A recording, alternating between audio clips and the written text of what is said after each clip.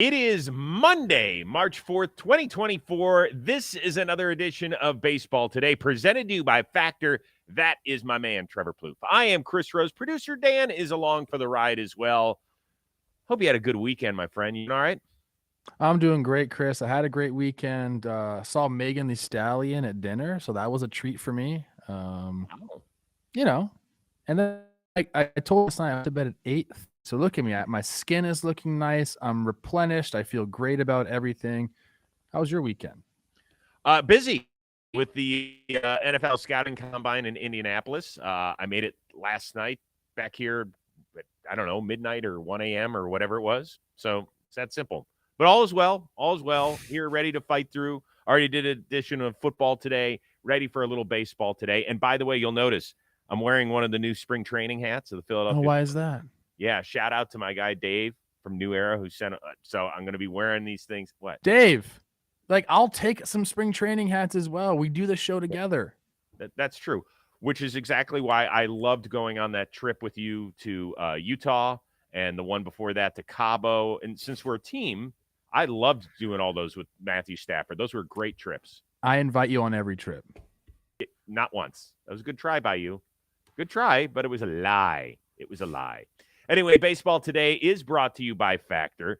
Eating better, it's never been easier with our friends over at Factor. They got delicious, ready-to-eat meals. Every fresh, never frozen meal, it is chef-crafted, dietitian-approved, ready to go in just 2 minutes. In fact, you'll have over 35 different options to choose from every week, including Calorie Smart, Protein Plus, Keto, and much more. They have 60 additional add-ons to help you stay fueled up and feeling good throughout the day. So head on over to factormeals.com/baseball50. If you use that code baseball50, you're going to get 50% off. That's half off those meals.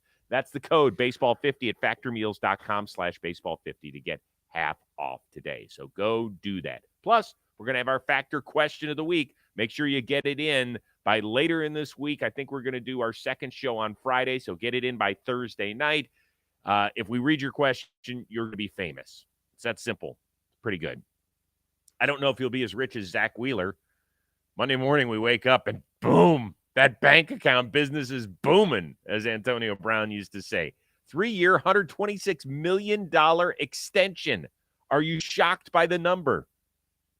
I'm not shocked by the number because he's been an elite pitcher with the Phillies, and he was coming off a 5-year, $118 million contract that, by the way, seems like an absolute bargain with the numbers that he's put up there, the big games he's pitched. Go look at his postseason ERA. Go look at what he's done in Philadelphia. And we were actually talking about this on Talking Baseball a little bit.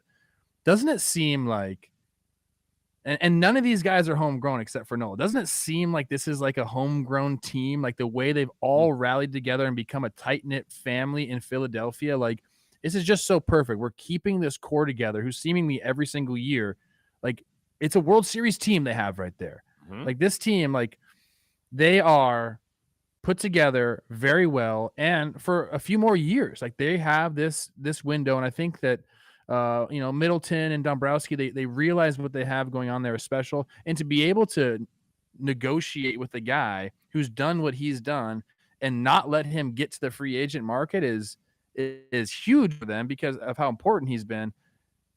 The number could have been $50 million a year, and I would have said Zack Wheeler's worth it. What he's done in Philadelphia and what he means to that organization, I mean, I think this is a great day for Zack. By the way, I believe just had his third baby.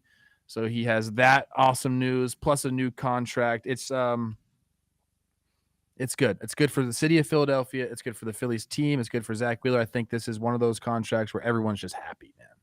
Yeah, I think if you're a Phillies fan, you've got to love the length of the deal, right? A 3-year extension. Yeah. That's nice. It's not 5. It's not 6 years. So because when you do one of those for a pitcher in his mid-30s, you're like, oh, my God, the last few, we're really going to be sucking on that thing. But that's not the case here.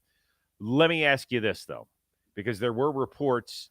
Bob Nightingale of USA Today said, the Phillies could be in on Blake Snell on a short-term deal now, that the way things have worked out financially over the last several weeks with free agents. And this doesn't necessarily mean it can't happen. But if you're a Phillies fan, if the choice had been, and we don't know that this was it, either letting Wheeler play out his contract and then signing Blake Snell for 3 years with multiple opt-outs. Would you have preferred that over not having Snell and extending Wheeler? No, I mean, I'd rather have Wheeler, to be honest with you, especially we're talking about the bulk of innings that he's been able to throw for you. I mean, I believe 3 out of the 4 years he's been there, he's been over 180 innings. I mean, you can't find those guys more. Certainly not with Blake Snell, and that's not a knock on Snell. It's just not the type of pitcher he is. So, you get Wheeler, who you already are familiar with, who's done it in the postseason for you year in and year out. He gives you those innings, which helps your bullpen in turn. Like, I think most Philly fans would agree with me. Like, that this is the guy we want. Yeah, I just brought it up because I think it's a fun discussion to have, but I would agree with you.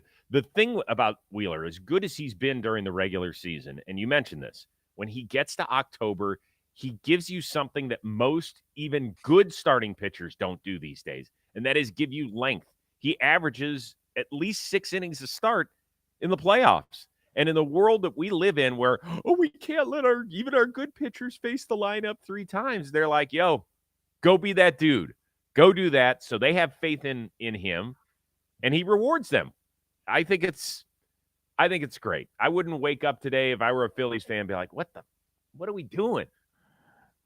Yeah, I think that has what you're talking about, length in the postseason, length in general, has a little bit to do with your manager. Rob Thompson's a guy that obviously trusts him very much, so that goes back to the player. Like, Wheeler's given them a reason for them to trust him, and then Rob saying, you know what, I don't care about third time through, or I don't care about. I'm watching this guy pitch, and I know what he can do, and I just think that whole organization right now. We talk about the Braves and the Dodgers and the Astros. The Phillies are in that conversation for the best run organization in baseball. Like, there's no doubt about it right now. By the way, this Phillies hat with the Fanatic on it is awesome. I was hoping the Phillies were going to do something good so I could wear it. And I've got all 30 teams covered, so I get to wear all new hats and stuff. I just feel unbelievable, the hookups you have. I know. You're already so rich, too. Yeah, right. By the way, if you're in pain, just go hang out with Stafford. Go swing an 8-iron later today. So there was another signing this weekend. Matt Chapman, 3 years, $54 million, but it's much more like a 1-year deal and then a couple of opt-outs, and then there is a mutual option for a 4th year as well. So what's more interesting, how this impacts the Giants on the field and in the clubhouse, or that it's another short-term contract, kind of like what Cody Bellinger just got?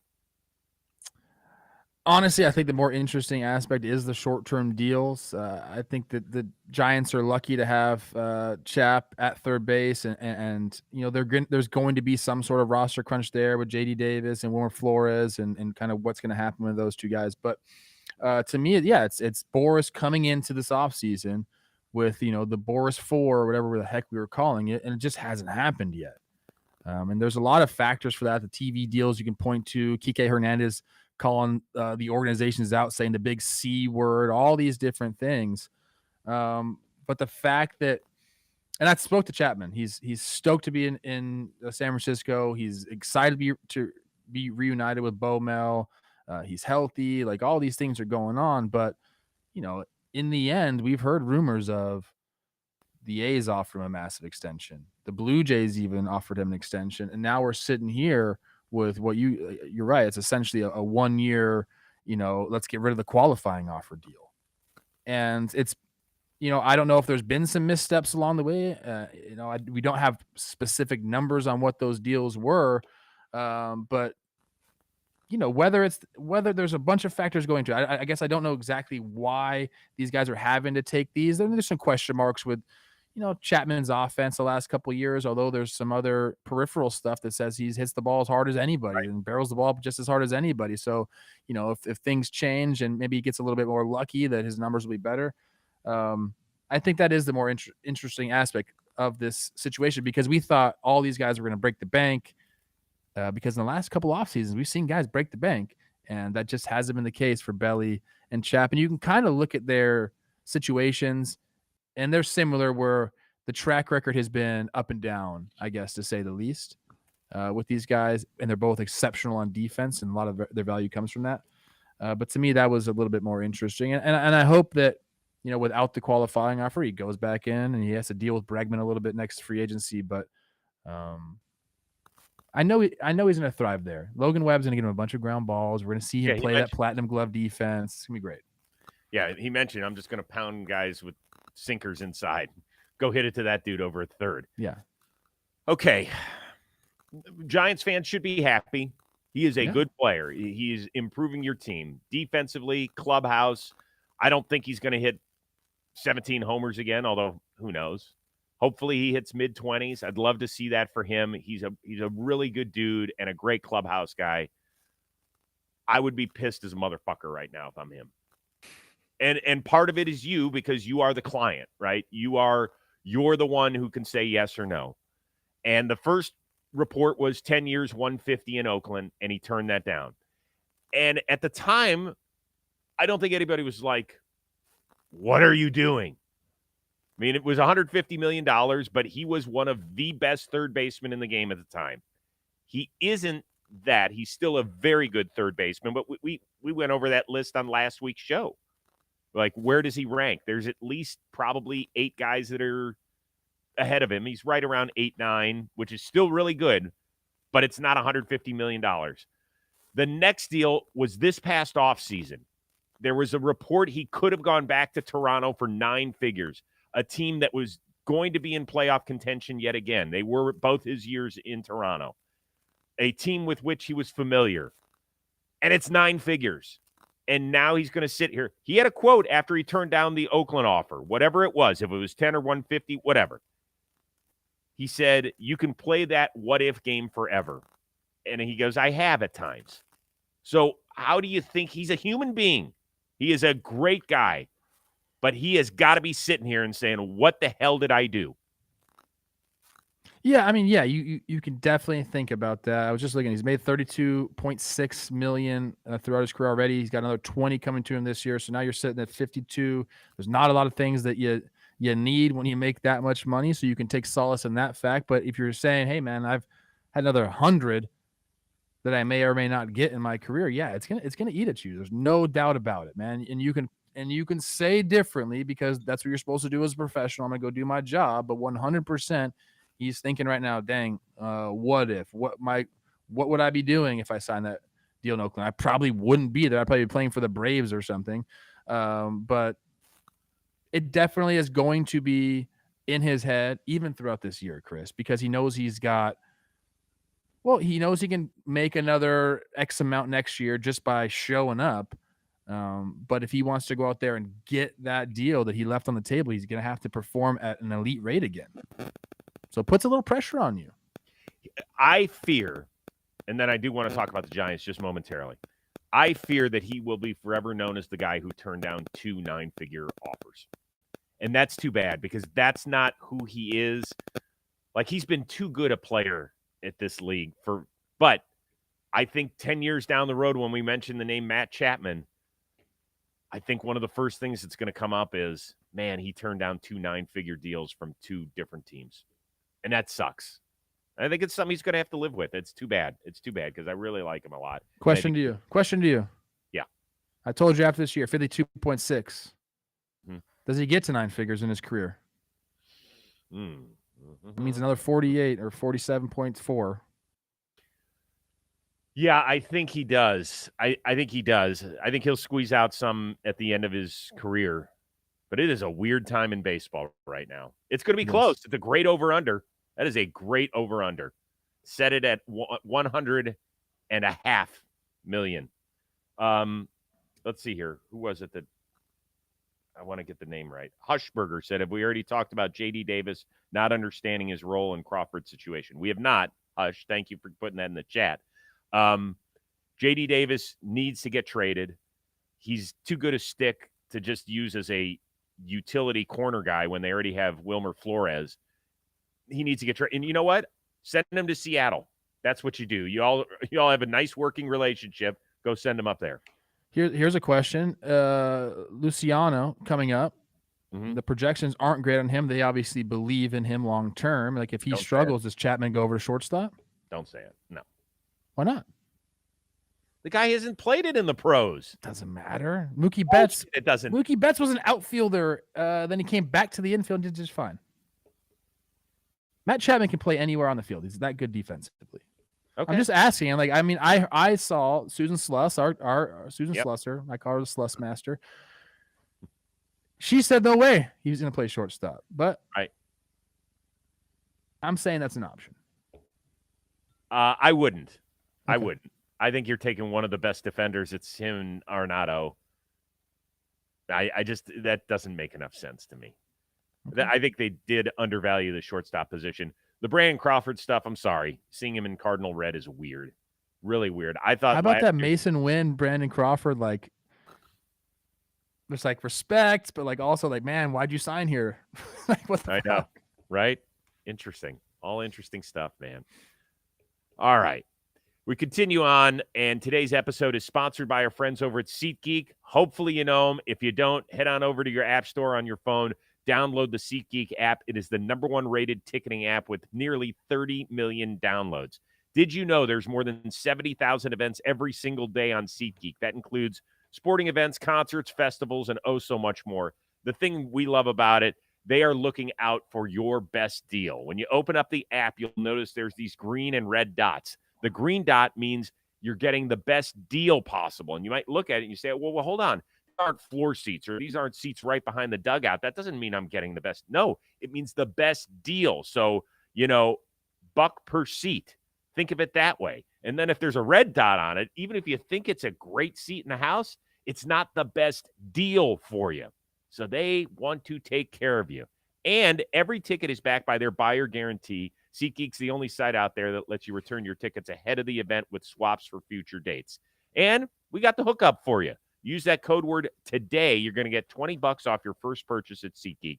That's $20 off your first purchase with the promo code today. Click on the link in the description. Download your app. Go have some fun. We'll see you at a sporting event near you. Remember about the green dot.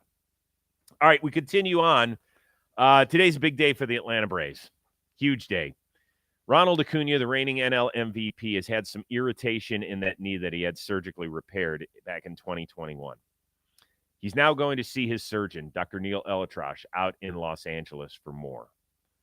Even if he doesn't need surgery, how worried are you about Acuna's health for the 2024 season? I'm not sure.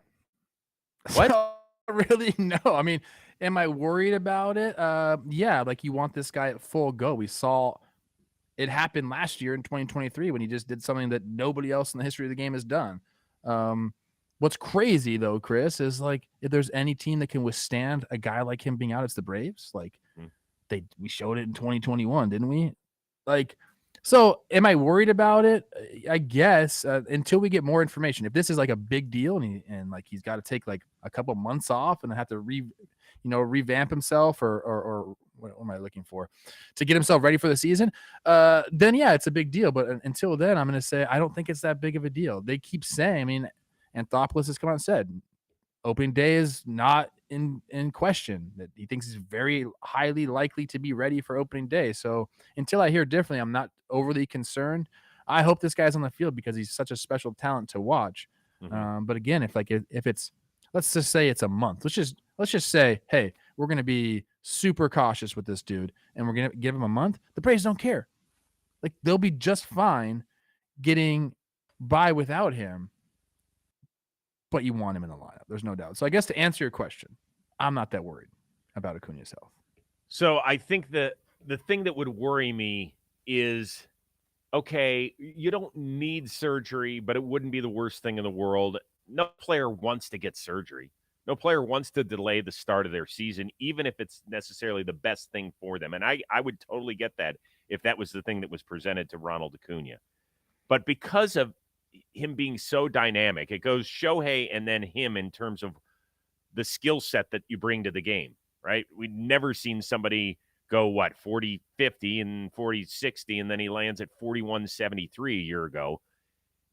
Is the irritation in his knee, does that make him throttle back a little bit? Because then Ronald Acuna becomes a totally different player, still a very good player, but Ronald Acuna is one of one in terms of what he brings inside that batter's box and on the base paths, something we've never seen in the history of the game. That's the thing that would worry me. And then does it cause some sort of rift between the player and the team? We don't know if it will or won't. But that's the sort of stuff that is there in front of the Braves right now. I know you don't want to put a governor on a player like this, Mm-hmm. but I think it would behoove the organization to be like, hey man, you got 73 last year. Let's slow the steals down a little bit. Because we see that in guys that have speed. Like eventually you slow down because you realize that puts a lot on your legs. So now if I'm the Braves and I'm Anthopoulos or whoever, I'll say, when we need a bag, go get us a bag. But when we're up 5 runs or maybe we're down 5 runs, I wouldn't be as aggressive on the base pass. I know it's hard to tell a player that, but like it's probably in his best interest to tone the steals down a little bit. If there's any place I want to say, hey, relax a little bit, it'd be there. Because he's like literally trying to steal every time he gets on base. If I would just tell him, let's wait for a better time, I guess. Well, a little bit of that, I imagine, was trying to get to these numbers a year ago. And now that he's done it, hopefully, and I understand that. I mean, it's not being selfish. He's trying to help his team win, but also trying to get to areas that we had never seen before. Mission accomplished a year ago. That's awesome. Listen, I hope that we hear, yeah, he's going to be out a couple weeks. He just needs to rest it. No surgery necessary. That's the win. But if he does need some sort of repair to this meniscus, okay, we'll see at some point. Trust your boys. And the thing is that when he came back in 2022, it was the worst of Ronald Acuna that we've seen. And that's what you don't want, right? His numbers, 764 OPS that year.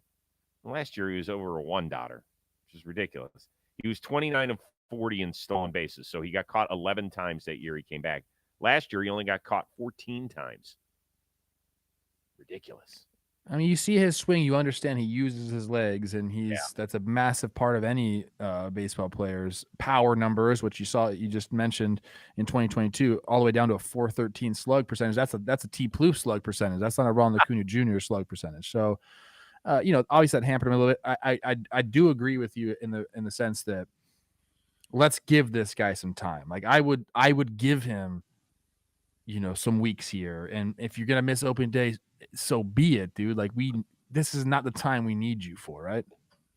The other part of the equation that we have not talked about is the fact that he has the sweetest team-friendly deal in the sport, right? And for years, I've said at some point that's going to come to a head. I'm not talking about a kicking and screaming match between the player and the franchise, because it sounds like that. Ronald Acuna has grown up as much as anybody in the league. I mean, he really has. He has become one of the faces of this sport. He's awesome to watch, but man, the Braves are getting over on him financially. And so at some point, you're going to have to pay the piper and extend him into these astronomical numbers. He didn't want another knee surgery on the resume. He's got $51 million in guaranteed money still, 2024 through 2026 at 17 a year. And then 2 team options, 17. Stop. I can't listen to that. All right, Seattle Mariners architect Jerry DiPoto, he spoke to the media recently. He said, quote, "This is our time. We have players entering what should be the best seasons of their career.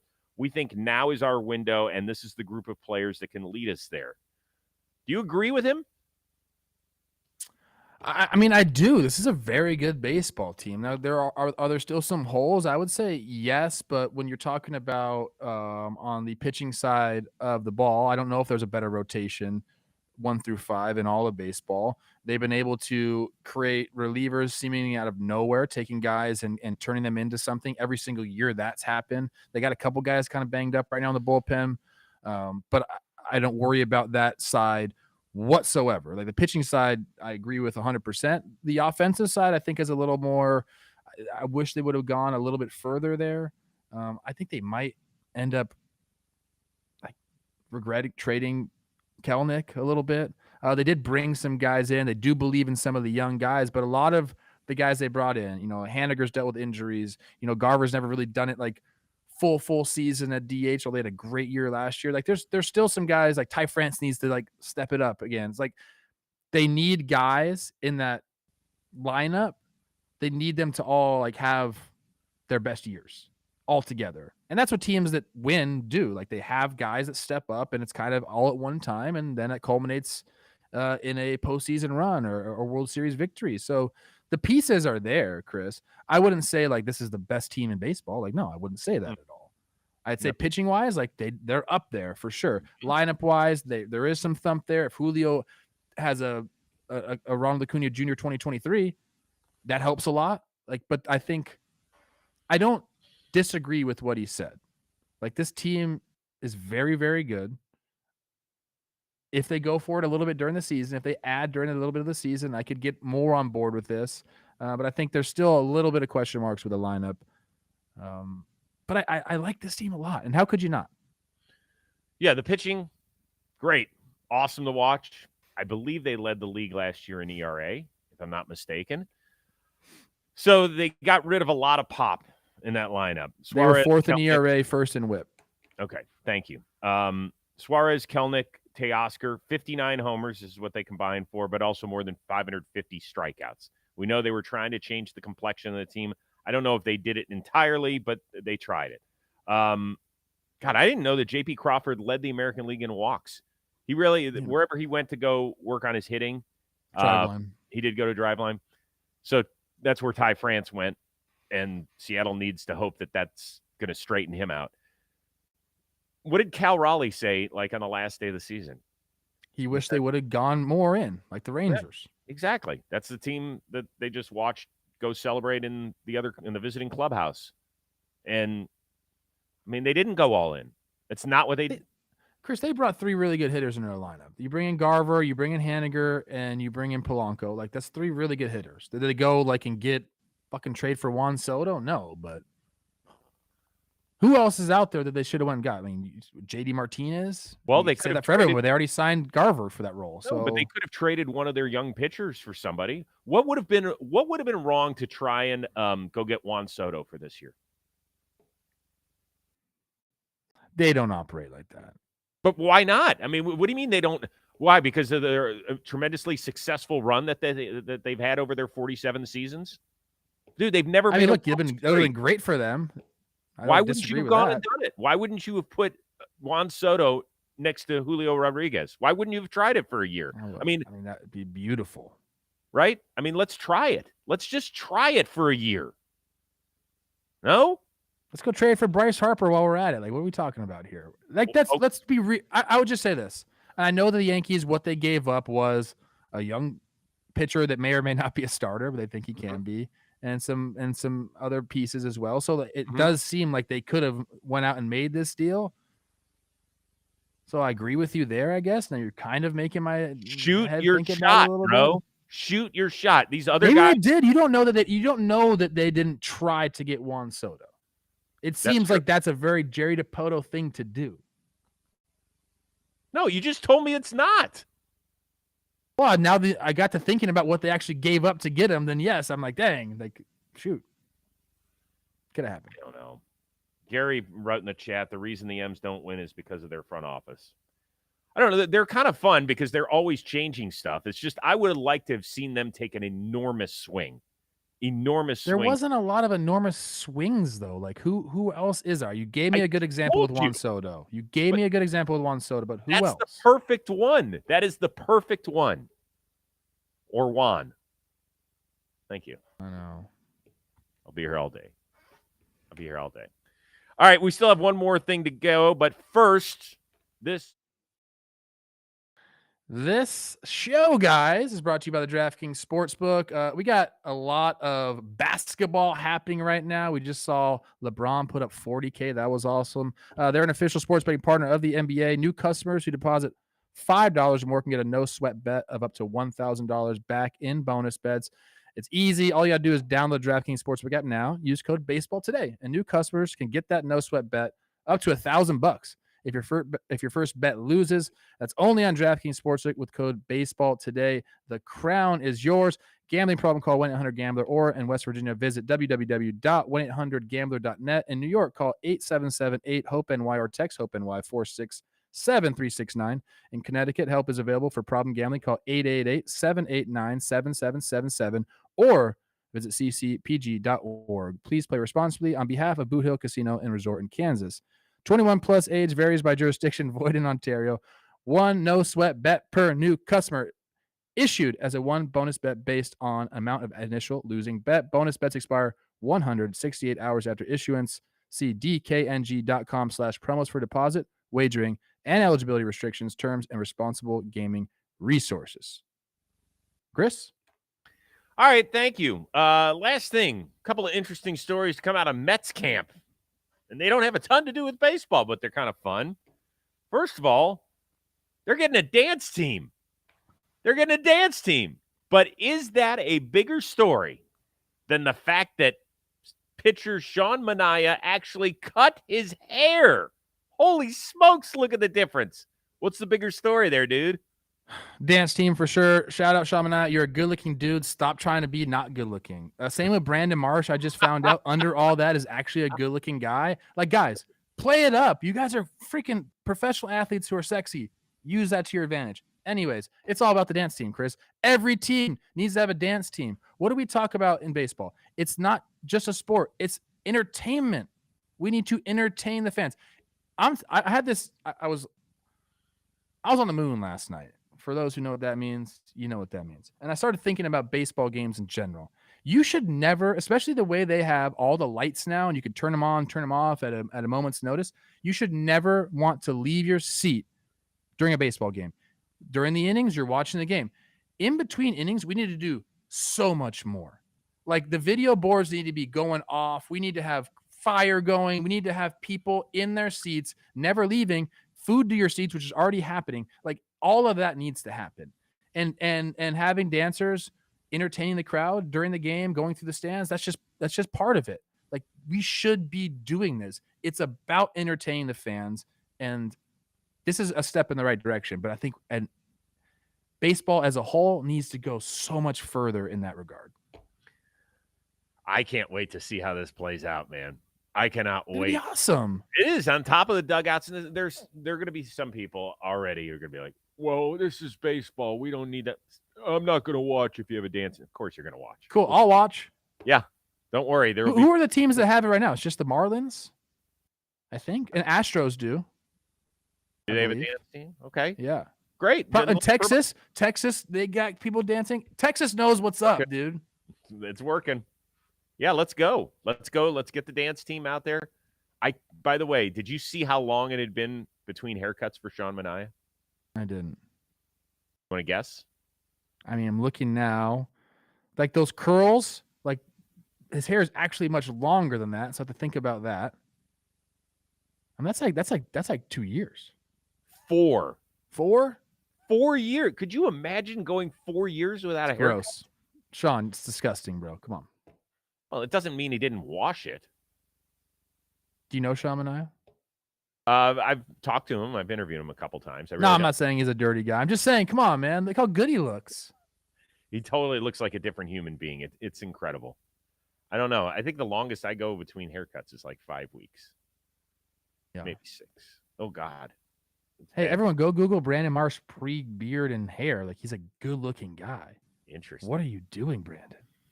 We appreciate everybody hanging out with us in the chat. Thank you very much. Do not forget to get your factor question of the week in by at the latest Thursday, maybe even Wednesday. We want to use that, make you famous so you can tell all your friends that you were a part of baseball today. So for our one-of-a-kind producer, Dan Rourke, the uber-talented Trevor Plouffe, I am Chris Rose. We will see you